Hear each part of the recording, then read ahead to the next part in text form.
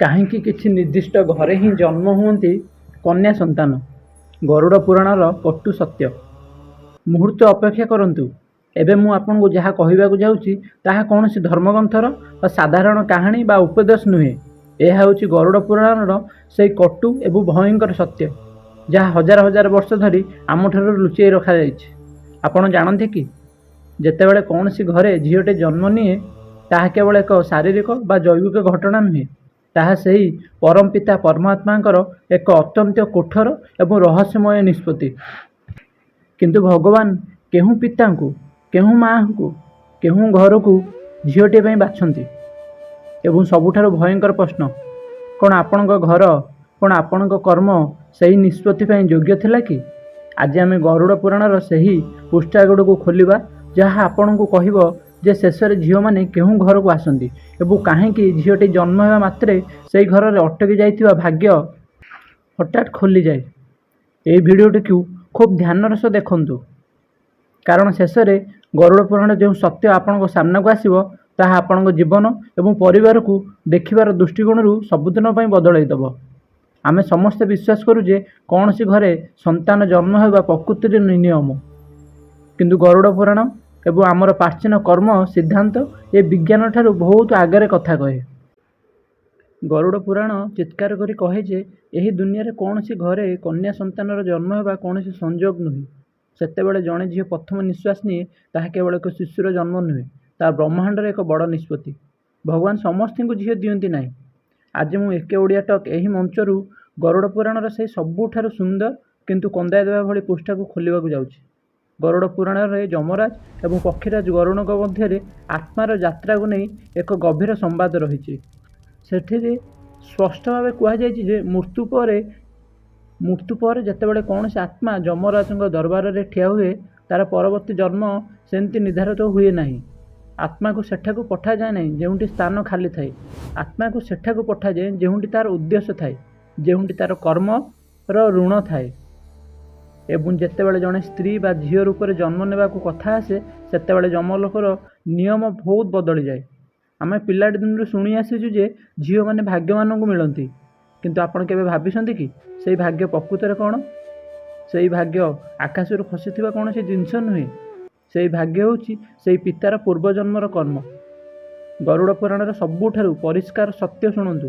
ଶାସ୍ତ୍ରରେ ବର୍ଣ୍ଣନା ଅଛି ଯେ ଯେତେବେଳେ ମଣିଷର ପୂର୍ବଜନ୍ମର ପାପ ବା ଋଣର ବହୁତ ଭାରୀ ହୋଇଥାଏ, ଯେତେବେଳେ ସେ ପୂର୍ବଜନ୍ମରେ କାହାର ଅର୍ଥ ଅସାତନ୍ତ୍ୟ କରିଥାଏ ବା କାହାକୁ ବହୁତ କଷ୍ଟ ଦେଇଥାଏ, ସେତେବେଳେ ପ୍ରକୃତି ସେହି ଋଣ ଅସୁଲ କରିବା ପାଇଁ ତା'ର ଘରେ ପୁଅଟିଏ ଜନ୍ମ ଦିଏ।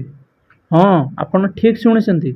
ଅଧିକାଂଶ ଘରେ ପୁଅ କେବଳ ସେହି ପିତାର ପୁରୁଣା ଋଣ ଅସୁଲ କରିବାକୁ, ସମ୍ପତ୍ତି ଭାଗ କରିବାକୁ ଏବଂ ତା'ର ପୁଣ୍ୟକୁ ଭାଗ କରିବାକୁ ଆସନ୍ତି। ଏମାନେ ହେଉଛନ୍ତି ସେହି ଆତ୍ମା ଯେଉଁମାନେ ଆପଣଙ୍କଠାରୁ କିଛି ନେବାର ଥାଏ।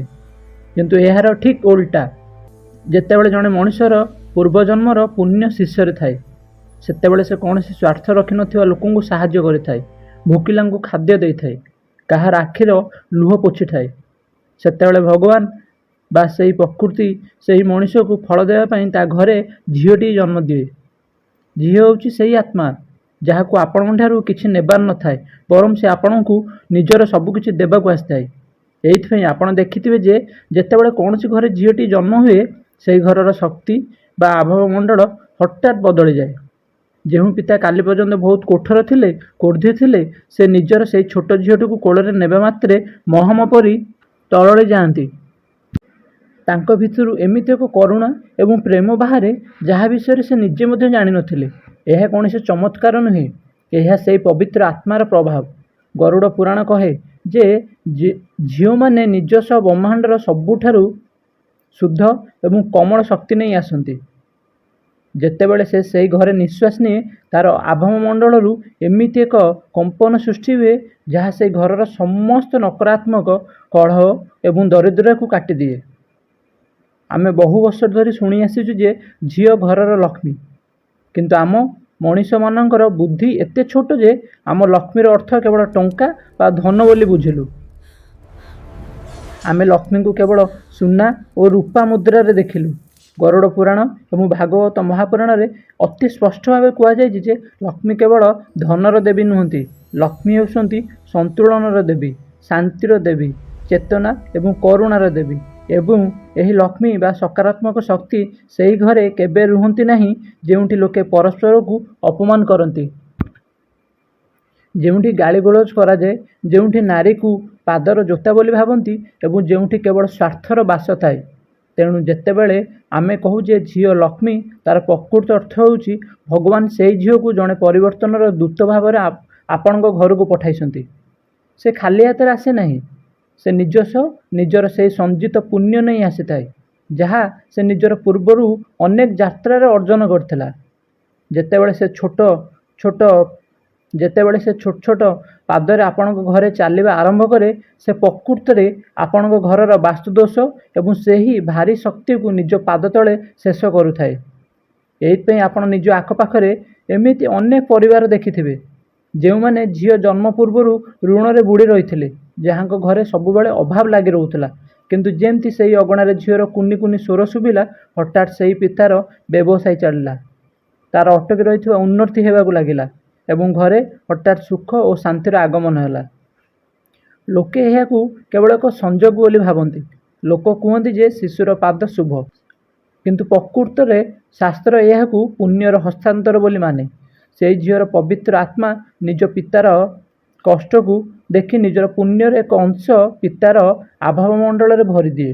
ସେ ନିଜ ଭାଗ୍ୟରେ ସେହି ପରିବାରକୁ ପାଳିବାକୁ ଲାଗେ। କିନ୍ତୁ ଏବେ ଏଠାରେ ଏକ ବହୁତ ଗଭୀର ଏବଂ ଭୟଙ୍କର ପ୍ରଶ୍ନ ଉଠେ। ଯଦି ଝିଅମାନେ ସତରେ ଏତେ ପବିତ୍ର, ଯଦି ସେମାନେ ପୁଣ୍ୟର ଫଳ, ତେବେ ଆଜିର ସମାଜରେ ଅନେକ ଘରେ ଝିଅ ଜନ୍ମ ହେଲେ ଦୁଃଖ କାହିଁକି କରାଯାଏ? କାହିଁକି ଆଜି ମଧ୍ୟ କିଛି ପରିବାରରେ ଯେତେବେଳେ ଡାକ୍ତର କହନ୍ତି ଯେ ଝିଅଟି ହୋଇଛି, ସେତେବେଳେ ପିତାର ମୁହଁ କଳା ପଡ଼ିଯାଏ, ଜେଜେମା ମୁହଁ ବୁଲାଇ ନିଏ? କାହିଁକି ଝିଅମାନଙ୍କୁ ଜନ୍ମ ପୂର୍ବରୁ ଗର୍ଭରେ ମାରି ଦିଆଯାଏ, କିମ୍ବା ଜନ୍ମ ହେବା ପରେ ତାକୁ ସାରା ଜୀବନ ଏହି ଅନୁଭବ ଦିଆଯାଏ ସେମାନେ ଏକ ବୋଝ ବା ପରଧନ? ଏହି ପ୍ରଶ୍ନଟି ଅତ୍ୟନ୍ତ ଗୁରୁତ୍ୱପୂର୍ଣ୍ଣ ଏବଂ ଏହାର ଉତ୍ତର ଆପଣଙ୍କୁ ଗରୁଡ଼ ପୁରାଣର ସେହି କର୍ମ ସିଦ୍ଧାନ୍ତରେ ମିଳିବ, ଯାହା ଶୁଣିଲେ ଆପଣଙ୍କ ଆତ୍ମା ଥରି ଉଠିବ। ଶାସ୍ତ୍ରରେ ବର୍ଣ୍ଣନା ଅଛି ଯେ ଯମଲୋକରୁ ଯେଉଁ ଆତ୍ମା ଧରିତ୍ରୀକୁ ଆସିବା ପାଇଁ ବାହାରେ, ସେ ମାଆର ଗର୍ଭକୁ ଆସିବା ପୂର୍ବରୁ ହିଁ ସେହି ପରିବାରର ସେହି ପିତାମାତାଙ୍କ ଚିନ୍ତାଧାରାର ଶକ୍ତିକୁ ଅନୁଭବ କରିପାରେ। ଯଦି ସେହି ପରିବାରର ମନରେ ଭୟ ଅଛି, ଯଦି ସେମାନଙ୍କ ଭିତରେ ଝିଅକୁ ନେଇ ଲୋଭ ଅଛି ଯେ ଯୌତୁକ ଦେବାକୁ ପଡ଼ିବ, ଯଦି ସେମାନଙ୍କ ମନରେ ସ୍ତ୍ରୀ ପ୍ରତି କୌଣସି ସମ୍ମାନ ନାହିଁ, ତେବେ କୌଣସି ବି ଉଚ୍ଚକୋଟୀର ଆତ୍ମା, କୌଣସି ବି ଶୁଦ୍ଧ ଏବଂ ପବିତ୍ର ଆତ୍ମା ସେହି ଗର୍ଭରେ ପ୍ରବେଶ କରେ ନାହିଁ। ସେହି ଆତ୍ମା ସେହି ଅପବିତ୍ର ଅଗଣାରୁ ହିଁ ଫେରିଯାଏ। ତାପରେ ସେହି ଘରେ ହିଁ ଜନ୍ମ ନିଏ। ସେହି ଘରେ ଜନ୍ମ ନିଏ ଏମିତି ଏକ ଆତ୍ମା ଯିଏ ପୂର୍ବ ଜନ୍ମରେ ସେହି ପରିବାରର କେହି ଜଣେ ବଡ଼ ଶତ୍ରୁ ଥିଲା। ଗରୁଡ଼ ପୁରାଣ କହେ ଯେ ଯେତେବେଳେ ଆପଣ ଜଣେ ଝିଅକୁ ବା ଜଣେ ସ୍ତ୍ରୀକୁ ବୋଝ ବୋଲି ଭାବନ୍ତି, ଆପଣ ପ୍ରକୃତରେ ନିଜର ହିଁ ବିନାଶକୁ ଡାକୁଛନ୍ତି। କିନ୍ତୁ କେବେ କେବେ ଏହି ନିୟମରେ ଏକ ବ୍ୟତିକ୍ରମ ମଧ୍ୟ ଦେଖାଯାଏ, ଏମିତି ଏକ ସତ୍ୟ ଯାହା ଆପଣଙ୍କ ଆଖିରେ ଲୁହ ଆଣିଦେବ। କେବେ କେବେ ଅତ୍ୟନ୍ତ ପୁରୁଣା ଚିନ୍ତାଧାରା ବିଶିଷ୍ଟ, କଠୋର ଏବଂ ଲୋଭୀ ପରିବାରରେ ମଧ୍ୟ ଏକ ଅତି ଶୁଦ୍ଧ ଏବଂ ପବିତ୍ର ଝିଅ ଜନ୍ମ ନିଏ। ସେ ସେହି ଘରକୁ ଆସେ ଯେଉଁଠି ତାକୁ ଭଲ ପାଇବା ମିଳେ ନାହିଁ, ଯେଉଁଠି ତାକୁ ପୁଅମାନଙ୍କ ସମ୍ମାନ ଅଧିକାର ମିଳେ ନାହିଁ। ଏପରି କାହିଁକି ହୁଏ? ଗରୁଡ଼ ପୁରାଣ ଅନୁସାରେ ଏମିତି ଝିଅମାନେ ସାଧାରଣ ଆତ୍ମା ନୁହନ୍ତି, ଏମାନେ ହେଉଛନ୍ତି ପରିବର୍ତ୍ତନକାରୀ ଆତ୍ମା। ଏମାନେ ସବୁଠାରୁ ଶକ୍ତିଶାଳୀ ଆତ୍ମା। ଏମାନେ ସେହି ଘରକୁ ଏଇଥିପାଇଁ ଆସନ୍ତି ନାହିଁ ଯେ ସେହି ଘରଟି ଭଲ, ସେମାନେ ସେହି ଘରକୁ ଏଇଥିପାଇଁ ଆସନ୍ତି ଯେପରି ସେହି ଘରର ଅନ୍ଧକାରକୁ ଚିରି ପାରିବେ। ଯେମିତି ଗୋଟିଏ ଦୀପକୁ ଯଦି ଆପଣ ଅନ୍ଧାର ଘରେ ରଖନ୍ତି, ତେବେ ସେହି ଦୀପଟି ଅଭିଯୋଗ କରେ ନାହିଁ ଯେ ଏଠାରେ କେତେ ଅନ୍ଧାର। ସେହି ଦୀପ ଚୁପଚାପ ଜଳି ସେହି ଘରକୁ ଆଲୋକିତ କରିଦିଏ। ଠିକ୍ ସେମିତିକା ଏହି କୋମଳ ଝିଅମାନେ ନିଜ ସ୍ୱଭାବରେ, ନିଜ ହସରେ, ନିଜର ନିଃସ୍ୱାର୍ଥପର ପ୍ରେମ ଏବଂ ନିଜ ଜିଦ୍ରେ ସେହି କଠୋର ପିତାର ହୃଦୟକୁ ବଦଳାଇ ଦିଅନ୍ତି। ସେମାନେ ସେହି ପଥର ହୃଦୟ, ଜେଜେବାପା ଜେଜେମାଙ୍କ ଦୃଷ୍ଟିକୋଣକୁ ବଦଳାଇ ଦିଅନ୍ତି। ସେମାନେ ସେହି ଘରେ ଜନ୍ମ ହୁଅନ୍ତି ଯାହାକୁ ବଦଳାଇବା ଅସମ୍ଭବ ମନେ ହେଉଥିଲା, ଏବଂ ସେମାନେ ସେହି ସମ୍ପୂର୍ଣ୍ଣ ପରିବାରର ଚେତନାକୁ, ସେମାନଙ୍କ ଚିନ୍ତାଧାରାକୁ ମୂଳରୁ ଉପାଡ଼ି ଏକ ନୂତନ ରୂପ ଦିଅନ୍ତି। ଏହି ଝିଅମାନେ ସେହି ପରିବାର ପାଇଁ ଏକ ପରୀକ୍ଷା ମଧ୍ୟ ଏବଂ ଏକ ବରଦାନ ମଧ୍ୟ। ଏବେ ଶୁଣନ୍ତୁ ସେହି ଗଭୀର ରହସ୍ୟ, ଯାହାର ଅପେକ୍ଷା ଆପଣ ଏହି ଭିଡ଼ିଓରୁ ଆରମ୍ଭରୁ କରିଥିଲେ। କ'ଣ ସେହି ଝିଅ ଯିଏ ଆଜି ଆପଣଙ୍କ ଘରେ ଅଛି, ଯିଏ ଆଜି ଆପଣଙ୍କ ବେକରେ ହାତ ପକାଇ ଗେଲ ହେଉଛି, ସେ କ'ଣ କେବଳ ଏକ ସଂଯୋଗ? ଗରୁଡ଼ ପୁରାଣର ଗଭୀରତାରେ ଗଲେ ଆପଣ ଜାଣିବାକୁ ପାଇବେ ଯେ ମୃତ୍ୟୁ ପରେ ଆତ୍ମାର ଯାତ୍ରା ଅତ୍ୟନ୍ତ ଜଟିଳ। ପ୍ରତିଟି ଜନ୍ମ ଏକ ଋଣ, ଏକ ଅଧୁରା ସମ୍ପର୍କ। ଏହା ସମ୍ପୂର୍ଣ୍ଣ ସମ୍ଭବ ଯେ ଆଜି ଯେଉଁ ଝିଅ ଆପଣଙ୍କ ଅଗଣାରେ ଖେଳୁଛି ସେ ପୂର୍ବରୁ କୌଣସି ଜନ୍ମରେ ଆପଣଙ୍କର ମା ହୋଇଥାଇପାରେ। ଟିକେ ଚିନ୍ତା କରନ୍ତୁ, ପୂର୍ବ ଜନ୍ମରେ ଯେତେବେଳେ ଆପଣ ଏକ ଶିଶୁ ଥିଲେ ଆପଣଙ୍କ ମା ନିଜେ ଉପାସ ରହି ଆପଣଙ୍କୁ ପେଟ ଭରିଥିଲେ। ସେ ନିଜେ ରାତିରେ ନିଦ ହଜେଇ ଆପଣଙ୍କୁ ଶୁଆଇଥିଲେ। ସେ ବିନା କୌଣସି ସ୍ୱାର୍ଥରେ ନିଜର ସବୁକିଛି ଆପଣଙ୍କ ପାଇଁ ଉତ୍ସର୍ଗ କରିଥିଲେ। କିନ୍ତୁ ଯେତେବେଳେ ସେ ବୁଦ୍ଧ ହେଲେ ହୁଏତ ଆପଣ ତାଙ୍କର ସେହି ସେବା କରିପାରିନଥିଲେ, ହୁଏତ ଆପଣ ତାଙ୍କର ସେହି ଋଣ ଶୁଝି ପାରିନଥିଲେ। ତେଣୁ ପ୍ରକୃତି କର୍ମର ସେହି ଗଣିତର ସେହି ଅଧୁରା ଭଲ ପାଇବାକୁ, ସେହି ନିଃସ୍ୱାର୍ଥପର ସମ୍ପର୍କକୁ ପୂର୍ଣ୍ଣ କରିବା ପାଇଁ ସେହି ଆତ୍ମାକୁ ଏହି ଜନ୍ମରେ ଆପଣଙ୍କ ଝିଅ କରି ଆପଣଙ୍କ ଘରକୁ ପଠାଇଛି। ଯେପରି ଏବେ ଆପଣ ଜଣେ ପିତା ଭାବରେ ତାଙ୍କର ସେହି ପ୍ରତିଟି ଇଚ୍ଛା ପୂରଣ କରିପାରିବେ ଯାହା ଆପଣ ପୂର୍ବ ଜନ୍ମରେ କରିପାରିନଥିଲେ। ଯେପରି ସେହି ସମ୍ପର୍କ ଏବଂ ଶକ୍ତି ନିଜର ସନ୍ତୁଳନ ପାଇପାରିବ। ଆତ୍ମା ବଦଳନ୍ତି ନାହିଁ, କେବଳ ଶରୀର ବଦଳେ ଏବଂ ସମ୍ପର୍କ ବଦଳେ। ସେଇଥିପାଇଁ କୁହାଯାଏ ଯେ ଝିଅ କେବଳ ଆପଣଙ୍କ ବର୍ତ୍ତମାନର ସନ୍ତାନ ନୁହେଁ, ସେ ଆପଣଙ୍କର ଅତୀତର ହିସାବ ଏବଂ ଆପଣଙ୍କର ଭବିଷ୍ୟତର ବିସ୍ତାର। ଏବେ ଏମିତି ଏକ ପ୍ରଶ୍ନ ଯାହା ସେହି ପ୍ରତିଟି ମଣିଷକୁ ଭିତରୁ ଥରାଇ ଦେବ, ଯିଏ ଝିଅମାନଙ୍କୁ ପୁଅମାନଙ୍କଠାରୁ କମ୍ ବୋଲି ଭାବନ୍ତି। ଯଦି ଝିଅର ଜନ୍ମ କର୍ମ ସହିତ ଜଡ଼ିତ, ଯଦି ସେ ନିଜ ସହିତ ଆପଣଙ୍କ ଘରକୁ ପୁଣ୍ୟର ଭଣ୍ଡାର ନେଇ ଆସୁଛି, ଯଦି ସେ ଆପଣଙ୍କ ଘରର ଦରିଦ୍ରତା ଦୂର କରିବାକୁ ଆସୁଛି, ତେବେ ସେହି ଝିଅକୁ ତୁଚ୍ଛ ମନେ କରିବା, ତା'ର ପାଠପଢ଼ା ପାଇଁ ଖର୍ଚ୍ଚ ନ କରିବା, ତାକୁ ଜନ୍ମରୁ ହିଁ ପରଧନ ବୋଲି ଭାବିବା କ'ଣ ନିଜ ଭାଗ୍ୟକୁ ହିଁ ଗୋଇଠା ମାରିବା ନୁହେଁ କି? ଯେତେବେଳେ ଆପଣ ଜଣେ ଝିଅକୁ ଅସ୍ୱୀକାର କରନ୍ତି, ଯେତେବେଳେ ଆପଣ ତା'ର ସ୍ୱରକୁ ଦବାଇ ଦିଅନ୍ତି, ସେତେବେଳେ ଆପଣ ତାକୁ ତା'ର ଭାଇଠାରୁ କମ୍ ଭଲ ପାଆନ୍ତି। ସେତେବେଳେ ଆପଣ କେବଳ ସାମାଜିକ କୁସଂସ୍କାର କରୁନାହାନ୍ତି, ଆପଣ ଏକ ବଡ଼ ଆଧ୍ୟାତ୍ମିକ ମୂର୍ଖାମି କରୁଛନ୍ତି। ଆପଣ ସେହି ପୁଣ୍ୟକୁ, ସେହି ଦେବୀ ଶକ୍ତିକୁ ପ୍ରତ୍ୟାଖ୍ୟାନ କରୁଛନ୍ତି, ଯାହାକୁ ଭଗବାନ ଖାସ୍ ଆପଣଙ୍କୁ ବାଛି ଆପଣଙ୍କ ଘରକୁ ପଠାଇଥିଲେ। ଗରୁଡ଼ ପୁରାଣ ସ୍ପଷ୍ଟ ଭାବେ କହେ ଯେ ଯେଉଁ ମଣିଷ ନିଜ ଝିଅର ଆଖିର ଲୁହର କାରଣ ସାଜେ, ଯିଏ ତା'ର ସ୍ୱାଧୀନତା ଛଡ଼ାଇ ନିଏ, ତା'ର ପୁଣ୍ୟ କ୍ଷୟ ହେବା ତୁରନ୍ତ ଆରମ୍ଭ ହୋଇଯାଏ। ଏମିତି ଘରୁ ଲକ୍ଷ୍ମୀ ଏବଂ ଶାନ୍ତି ସବୁଦିନ ପାଇଁ ବିଦାୟ ନିଅନ୍ତି ଏବଂ ତାପରେ ସେହି ଘରେ କେବଳ କଳି ଝଗଡ଼ା, ରୋଗ ଏବଂ ଦରିଦ୍ରତା ହିଁ ବାକି ରହେ। ଗରୁଡ଼ ପୁରାଣର କର୍ମ ସିଦ୍ଧାନ୍ତ ଆମକୁ ମଧ୍ୟ କହେ ଯେ ପ୍ରତିଟି ଆତ୍ମା ଯିଏ ଏକ ଶିଶୁ ରୂପରେ ପୃଥିବୀକୁ ଆସେ, ସେ ନିଜ ସହ ତିନୋଟି ଜିନିଷ ନିଶ୍ଚୟ ନେଇକି ଆସେ। ପ୍ରଥମ, ନିଜର ପୂର୍ବ ଜନ୍ମର ସଂସ୍କାର। ଦ୍ୱିତୀୟ, ନିଜର ଅଧୁରା କର୍ମର ହିସାବ। ଏବଂ ତୃତୀୟ, ଏକ ଉଦ୍ଦେଶ୍ୟ। ଏବଂ ଏହି ତିନୋଟି ଜିନିଷ ଆପଣ ସେହି କୁନି ଝିଅର ସ୍ୱଭାବରେ, ତା'ର ଅଭ୍ୟାସରେ ଏବଂ ତା'ର ଆଗ୍ରହରେ ସ୍ପଷ୍ଟ ଭାବେ ଦେଖିବାକୁ ପାଇବେ। ଟିକେ ନିଜ ଝିଅକୁ ଧ୍ୟାନର ସହ ଦେଖନ୍ତୁ। ସେହି ଝିଅ ଯିଏ ପିଲାଦିନରୁ ହିଁ ନ କହି ସମସ୍ତଙ୍କୁ ସାହାଯ୍ୟ କରେ, ଯିଏ ନିଜର ଖେଳନା ଅନ୍ୟକୁ ଦେଇଦିଏ, ଯାହାକୁ ଅନ୍ୟର ଦୁଃଖ ଦେଖାଯାଏ ନାହିଁ। ହୁଏତ ସେ ପୂର୍ବ ଜନ୍ମରେ କୌଣସି ଜଣେ ବଡ଼ ସନ୍ଥ ଥିଲେ, ଯିଏକି ଏହି ଜନ୍ମରେ ଆପଣଙ୍କର ଘରକୁ କରୁଣା ଏବଂ ପ୍ରେମର ବାର୍ତ୍ତା ନେଇ ଆସିଛନ୍ତି। ସେହି ଝିଅ ଯିଏ ପ୍ରତିଟି ଅସୁବିଧାରେ ନିର୍ଭୟ ହୋଇ ଠିଆ ହୁଏ, ଯିଏ ପୁଅମାନଙ୍କ ଅପେକ୍ଷା ଅଧିକ ସାହସ ଦେଖାଏ। ହୁଏତ ସେ ପୂର୍ବ ଜନ୍ମରେ କେହି ଜଣେ ଯୋଦ୍ଧା, ଯିଏ ଆପଣଙ୍କ ପରିବାରକୁ ସାହସ ଏବଂ ନିର୍ଭୟତା ଶିଖାଇବାକୁ ଆସିଛନ୍ତି। ସେହି ଝିଅ ଯିଏ କଥା କଥାରେ ପ୍ରଶ୍ନ ପଚାରେ, ଯିଏ ପୁରୁଣା ଏବଂ ପାରମ୍ପରିକ ଜ୍ଞାନକୁ ଚ୍ୟାଲେଞ୍ଜ କରେ, ଯିଏ ଚୁପ୍ ବସେ ନାହିଁ। ହୁଏତ ସେ ଜଣେ ପରିବର୍ତ୍ତନର ଦୂତ ହୋଇ ଆସିଛନ୍ତି। ଏବଂ କେବେ କେବେ କିଛି ଘରେ ତ ଏକ ଅତି କଷ୍ଟଦାୟକ ଘଟଣା ଘଟେ। କେବେ କେବେ ଝିଅଟି ଘରେ ଜନ୍ମ ନିଏ, ପୁରା ଘରକୁ ଖୁସିରେ ଭରିଦିଏ, ସମସ୍ତଙ୍କୁ ନିଜର ପାଗଳ କରିଦିଏ ଏବଂ ତାପରେ ଖୁବ୍ କମ୍ ବୟସରେ କୌଣସି ରୋଗରେ ବା ଦୁର୍ଘଟଣାରେ ସେ ଏହି ଦୁନିଆ ଛାଡ଼ି ଚାଲିଯାଏ। ପିତାମାତା ଭାଙ୍ଗି ପଡ଼ନ୍ତି। ସେମାନେ ଭଗବାନଙ୍କୁ ଗାଳି ଦିଅନ୍ତି ଯେ ତୁ ତାକୁ ଦେଇଥିଲୁ କାହିଁକି, ଯଦି ପୁଣି ଛଡ଼େଇ ନେବାର ଥିଲା। କିନ୍ତୁ ଗରୁଡ଼ ପୁରାଣ ଏହି ଅସହ୍ୟ ଯନ୍ତ୍ରଣାର ମଧ୍ୟ ଏକ ଗଭୀର ଆଧ୍ୟାତ୍ମିକ କାରଣ ରହିଛି। ଶାସ୍ତ୍ର ଅନୁସାରେ ସେହି ଆତ୍ମାମାନେ ହେଉଛନ୍ତି ସେଇମାନେ ଯାହାଙ୍କର ଏହି ଧରିତ୍ରୀରେ ଏବଂ ସେହି ପରିବାର ସହିତ କର୍ମର ହିସାବ କେବଳ ସେତିକି ବର୍ଷର, ସେତିକି ମାସର ହିଁ ଥାଏ। ସେହି ଆତ୍ମାମାନେ ନିଜର କୌଣସି ପୁରୁଣା ଏବଂ ଛୋଟ ଋଣ ଶୁଝିବାକୁ ଆପଣଙ୍କୁ କୌଣସି ଗଭୀର ଆଧ୍ୟାତ୍ମିକ ଶିକ୍ଷା ଦେବାକୁ ଆସିଥାନ୍ତି।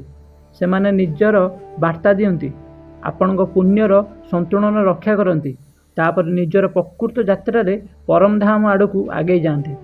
ସେମାନେ ଆପଣଙ୍କ ଦୁଃଖର କାରଣ ହୁଅନ୍ତି ନାହିଁ। ସେମାନେ ଆପଣଙ୍କ ଆତ୍ମାକୁ ଏହି ଦୁନିଆର ମୋହ ମାୟାରୁ ମୁକ୍ତ କରିବାର ଏକ ଅତି କଠୋର ମାଧ୍ୟମ ସାଜନ୍ତି। ମୁଁ ଜାଣିଛି ଏସବୁ ଶୁଣିବା ଅତ୍ୟନ୍ତ କଷ୍ଟକର, ଏହାକୁ ଗ୍ରହଣ କରିବା ସହଜ ନୁହେଁ, କିନ୍ତୁ ଗରୁଡ଼ ପୁରାଣରେ ଏବଂ ବ୍ରହ୍ମାଣ୍ଡରେ ଏହା ହିଁ ସବୁଠୁ ଅଟଳ ସତ୍ୟ। ପ୍ରତିଟି ଜନ୍ମର ଗୋଟିଏ ଉଦ୍ଦେଶ୍ୟ, ପ୍ରତିଟି ନିଶ୍ୱାସର ଏକ ଗଣନା ଅଛି ଏବଂ ପ୍ରତ୍ୟେକଟି ସମ୍ପର୍କରେ ଏକ କାରଣ ଅଛି। କୌଣସି ବି ଜନ୍ମ ବା ସମ୍ପର୍କ ଅକାରଣ ନୁହେଁ। ତେବେ ଆମେ ସେହି ଅନ୍ତିମ ଏବଂ ସବୁଠାରୁ ଗଭୀର ପ୍ରଶ୍ନ ଉପରକୁ ଆସିବା, ଯାହା ପ୍ରତିଟି ପିତାମାତା ନିଜକୁ ପଚାରିବା ଉଚିତ। କ'ଣ ଝିଅର ଜନ୍ମ ଭଗବାନଙ୍କ ତରଫରୁ କେବଳ ଏକ କୃପା, ନା ଏହା ଏକ ବଡ଼ ଆଧ୍ୟାତ୍ମିକ ଦାୟିତ୍ୱ ମଧ୍ୟ? ଗରୁଡ଼ ପୁରାଣର ଉତ୍ତର ଅତ୍ୟନ୍ତ ସ୍ପଷ୍ଟ। ଝିଅର ଜନ୍ମ ହେଉଛି ଉଭୟ। ସେତେବେଳେ କୌଣସି ଶୁଦ୍ଧ ଏବଂ ଶୁଭ ଆତ୍ମା ଝିଅ ରୂପେ ଆପଣଙ୍କ ଘରେ ଜନ୍ମ ନିଏ, ସେ କେବଳ ଆପଣଙ୍କ ଅଗଣାରେ ଖୁସି ବିଞ୍ଚିବାକୁ ଆସେ ନାହିଁ କିମ୍ବା କେବଳ ବାର୍ଦ୍ଧକ୍ୟରେ ସାହାଯ୍ୟ ହେବାକୁ ଆସେ ନାହିଁ। ସେ ସେହି ଘରର ଚେତନାକୁ ଏବଂ ପରିବାରର ଆଧ୍ୟାତ୍ମିକ ସ୍ତରକୁ ଉପରକୁ ଉଠାଇବା ପାଇଁ ଆସିଥାଏ। ଏବଂ ଏହାର ବଦଳରେ ସେହି ପରିବାର ତଥା ସେହି ପିତାର ସବୁଠାରୁ ବଡ଼ କର୍ମ ହେଉଛି ତାକୁ ସର୍ବଶ୍ରେଷ୍ଠ ଶିକ୍ଷା ଦେବା। ଦୁନିଆର ସବୁ ଖରାପ ନଜରରୁ ତାକୁ ସୁରକ୍ଷା ଦେବା। କିନ୍ତୁ ସୁରକ୍ଷା ନାଁରେ ତାକୁ ପଞ୍ଜୁରୀରେ ବାନ୍ଧିବା ଉଚିତ ନୁହେଁ। ତାକୁ ସ୍ୱାଧୀନତା ଦିଅନ୍ତୁ। ତାକୁ ନିଜ ନିଷ୍ପତ୍ତି ନିଜେ ନେବାର ସମ୍ମାନ ଦିଅନ୍ତୁ। ଯଦି କୌଣସି ଘରେ ଝିଅର ଜନ୍ମ ବହୁତ ଖୁସିରେ ହୁଏ, କିନ୍ତୁ ବଡ଼ ହେବା ପରେ ତାକୁ ନିଜ ଭାଇ ସହ ସମ୍ମାନ ଅଧିକାର ମିଳେ ନାହିଁ, ଯଦି ତା'ର ସ୍ୱପ୍ନ ତତେ ପର ଘରକୁ ଯିବାକୁ ପଡ଼ିବ କହି ଛୋଟ କରି ଦିଆଯାଏ, ଯଦି ତା'ର ସ୍ୱରକୁ ଅଣଦେଖା କରାଯାଏ, ତେବେ ଗରୁଡ଼ ପୁରାଣ ଅନୁସାରେ ସେହି ଘର ଏବଂ ସେହି ପିତା ଭଗବାନଙ୍କ ଦ୍ୱାରା ଦିଆଯାଇଥିବା ସେହି ମହାନ ଆଧ୍ୟାତ୍ମିକ ସୁଯୋଗକୁ ସବୁଦିନ ପାଇଁ ହରାଇ ବସନ୍ତି। ସେ ନିଜ ହାତରେ ହିଁ ନିଜର ପୁଣ୍ୟକୁ ନଷ୍ଟ କରିଦିଅନ୍ତି। ଗରୁଡ଼ ପୁରାଣ ଆମକୁ ଏହା ଶିଖାଏ ଯେ ଜନ୍ମ ନେଉଥିବା ଆତ୍ମା ଏବଂ ସେହି ପରିବାର ମଧ୍ୟରେ ଏକ ଅତି ସୂକ୍ଷ୍ମ ତଥା ପବିତ୍ର ଚୁକ୍ତି ଥାଏ। ଆତ୍ମା ନିଜର ସଂସ୍କାର ଏବଂ ପୁଣ୍ୟକୁ ନେଇକି ଆସେ ଏବଂ ପରିବାର ତା'ର ଡେଣାକୁ ଆକାଶରେ ଦେବା ଦାୟିତ୍ୱ ନିଏ। ଏହି ସମ୍ପର୍କ କେବଳ ଖାଦ୍ୟ ଖୁଆଇବା ବା ପୋଷାକ ପିନ୍ଧିବାରେ ନୁହେଁ। ଏହା ହେଉଛି ସେହି ଆତ୍ମାର ବିକାଶର ଯେତେବେଳେ ଜଣେ ପିତା ଏହି ଦାୟିତ୍ୱକୁ ସମ୍ପୂର୍ଣ୍ଣ ନିଷ୍ଠାର ସହ ପାଳନ କରନ୍ତି, ସେତେବେଳେ ସେହି ଘରେ କେବଳ ଜଣେ ଝିଅ ବଡ଼ ହୁଏ ନାହିଁ, ସେହି ସମ୍ପୂର୍ଣ୍ଣ ପରିବାରର ଭାଗ୍ୟ, ସେମାନଙ୍କ ଚେତନା ଏବଂ ଆଧ୍ୟାତ୍ମିକ ସ୍ତର ବୃଦ୍ଧି ପାଇଥାଏ। ବନ୍ଧୁଗଣ, ଆଜି ଆମେ ଏକେ ଓଡ଼ିଆ ଟକ୍ ଏହି ଯାତ୍ରାରେ ଆମେ ଏକ ଦୀର୍ଘ ଏବଂ ଗଭୀର ଯାତ୍ରା କରୁଛୁ। ଆଜି ଆମେ ଗରୁଡ଼ ପୁରାଣର ସେହି ପୃଷ୍ଠା ଗୁଡ଼ିକୁ ଖୋଲିଛୁ ଯାହା କହେ ଯେ ଝିଅର ଜନ୍ମ କେବଳ ଏକ ଶାରୀରିକ ଘଟଣା ନୁହେଁ, ତା ଆତ୍ମାମାନଙ୍କ ସେହି ଅନନ୍ତ ଯାତ୍ରାର ଏକ ଅତି ସୁନ୍ଦର ଅଧ୍ୟାୟ। ଆମେ ଜାଣିଲୁ ଯେ ଝିଅମାନେ କେବଳ ସନ୍ତାନ ନୁହନ୍ତି, ସେମାନେ ହେଉଛନ୍ତି ସଂସ୍କାର। ସେମାନେ କେବଳ ଏକ ସମ୍ପର୍କ ନୁହନ୍ତି, ସେମାନେ ଏକ ଦୈବ ଶକ୍ତି ଯାହା ଦରିଦ୍ରତାକୁ ଭସ୍ମ କରିଦିଏ। କୌଣସି ବି ଜନ୍ମ ସଂଯୋଗ ନୁହେଁ। ପ୍ରତିଟି ଆତ୍ମା ନିଜର ପୂର୍ବଜନ୍ମର କର୍ମ ଅନୁସାରେ ନିଜର ଘର ବାଛନ୍ତି। ଏବଂ ଯେତେବେଳେ ଜଣେ ଝିଅ ଆପଣଙ୍କ ଘରକୁ ବାଛନ୍ତି, ସେ ନିଜ ସହ ଏକ ସୁଯୋଗ ନେଇକି ଆସନ୍ତି। ଆପଣଙ୍କ ଭିତରର ପ୍ରେମକୁ ଜଗାଇବାର ସୁଯୋଗ, ଆପଣଙ୍କୁ କୋଠର ଚିନ୍ତାଧାରାକୁ ବଦଳାଇବାର ସୁଯୋଗ ଏବଂ ଆପଣଙ୍କ ପରିବାରର ଭିତରକୁ ଶକ୍ତିଶାଳୀ କରିବାକୁ ସୁଯୋଗ। ନିଜ ଝିଅକୁ ସମ୍ମାନ କରିବା କେବଳ ମିଠା କଥାରେ କହିବାର ନଥାଏ, ତାକୁ ଶିକ୍ଷା ଦେବା, ତାକୁ ନିଜ ପାଦରେ ଠିଆ ହେବାର ଶକ୍ତି ଦେବା, ତାକୁ ନିଜ ଜୀବନର ନିଷ୍ପତ୍ତି ନେବାର ସାହସ ଦେବା ଏବଂ ତା'ର ସ୍ୱପ୍ନକୁ ନିଜ ସ୍ୱପ୍ନ ବୋଲି ଭାବି ହିଁ ତା'ର ପ୍ରକୃତ ଆଦର। ଏବଂ ବିଶ୍ୱାସ କରନ୍ତୁ, ଯେଉଁ ଘରେ ନାରୀର ତଥା ଝିଅମାନଙ୍କର ଏହି ଆଦର ହୁଏ, ସେଠାରେ କେବଳ ଝିଅମାନେ ହସନ୍ତି ନାହିଁ, ସେଠାରେ ସାକ୍ଷାତ ଲକ୍ଷ୍ମୀ ଏବଂ ନାରାୟଣ ବାସ କରନ୍ତି। ଯଦି ଆପଣଙ୍କ ଘରେ ଝିଅଟି ଅଛି, ତେବେ ଆଜି ରାତିରେ ତାକୁ ଶୋଇଥିବା ଅବସ୍ଥାରେ ଦେଖନ୍ତୁ ଏବଂ ନିଜ ହୃଦୟରୁ ହାତ ରଖି ଭଗବାନଙ୍କୁ ଧନ୍ୟବାଦ ଜଣାନ୍ତୁ, କାରଣ ଏହି ସମ୍ପୂର୍ଣ୍ଣ ବ୍ରହ୍ମାଣ୍ଡରେ ଭଗବାନ ଆପଣଙ୍କୁ ବାଛିଛନ୍ତି। ଏବଂ ଯଦି ଆପଣଙ୍କ ଘରେ ଝିଅ ନାହିଁ, ତେବେ ସମାଜରେ ଦେଖାଯାଉଥିବା ପ୍ରତିଟି ଝିଅକୁ, ପ୍ରତିଟି ସ୍ତ୍ରୀକୁ ସେହି ସମ୍ମାନ ଦିଅନ୍ତୁ ଯାହା ସେ ପାଇବାକୁ ଯୋଗ୍ୟ, କାରଣ ଆପଣଙ୍କର ଏହି ସମ୍ମାନ ଏବଂ ପବିତ୍ର ଦୃଷ୍ଟି ହିଁ ଆଗାମୀ ଜନ୍ମରେ ଆପଣଙ୍କ ଭାଗ୍ୟ ନିର୍ଦ୍ଧାରିତ କରିବ। ଝିଅ ହେଉଛନ୍ତି ସେହି ପରମ ପିତା, ପରମାତ୍ମାଙ୍କ ସବୁଠାରୁ ସୁନ୍ଦର ଉପହାର ଏବଂ ସେହି ଉପହାରକୁ ରକ୍ଷା କରିବା ଆମର ସବୁଠାରୁ ବଡ଼ ଆଧ୍ୟାତ୍ମିକ ଦାୟିତ୍ୱ। ଯଦି ଆଜି ଗରୁଡ଼ ପୁରାଣର ଏହି ସତ୍ୟ ବା ଏହି କାହାଣୀ ଆପଣଙ୍କୁ ହୃଦୟକୁ ଛୁଇଁଥାଏ, ତେବେ ଏକ ଛୋଟ କାମ ନିଶ୍ଚୟ କରନ୍ତୁ। ଏହି ଭିଡ଼ିଓଟିକୁ ସେହି ବ୍ୟକ୍ତିମାନଙ୍କୁ ସେୟାର କରନ୍ତୁ ଯାହାଙ୍କ ଘରେ ଝିଅଟିଏ ଅଛି। ସେହି ପିତାକୁ ପଠାନ୍ତୁ ଯିଏ ଦିନରାତି ନିଜ ଝିଅ ପାଇଁ ପରିଶ୍ରମ କରୁଛନ୍ତି ଏବଂ କମେଣ୍ଟ ବକ୍ସରେ ଗର୍ବର ସହ ଲେଖନ୍ତୁ, ଝିଅ ମୋର ବରଦାନ। ଯେପରି ବ୍ରହ୍ମାଣ୍ଡର ସେହି ଶକ୍ତି ପାଖରେ ଆପଣଙ୍କର ଏହି ବାର୍ତ୍ତା ପହଞ୍ଚି ପାରିବ। ଏମିତି ଗଭୀର, ଆଧ୍ୟାତ୍ମିକ ଓ ଜୀବନ ବଦଳାଇବା ଭଳି ରହସ୍ୟ ଜାଣିବା ପାଇଁ ଏକେ ଓଡ଼ିଆ ଟକ୍ ଚ୍ୟାନେଲ ସହିତ ଏବେ ହିଁ ଯୋଡ଼ି ହୋଇ ରୁହନ୍ତୁ। ନିଜର ଏବଂ ନିଜ ଘରର ସେହି ଲକ୍ଷ୍ମୀ ସ୍ୱରୂପ ଝିଅମାନଙ୍କର ବହୁତ ଧ୍ୟାନ ରଖନ୍ତୁ। ସେହି ନାରାୟଣ ଆପଣଙ୍କ ଅଗଣାକୁ ସବୁବେଳେ ଖୁସିରେ ଭରି ରଖନ୍ତୁ। ପୁଣି ଦେଖା ହେବ ଆଉ ଏକ ନୂଆ ଭିଡ଼ିଓରେ। ସେ ପର୍ଯ୍ୟନ୍ତ ବିଦାୟ ଦିଅନ୍ତୁ। ଜୟ ଜଗନ୍ନାଥ।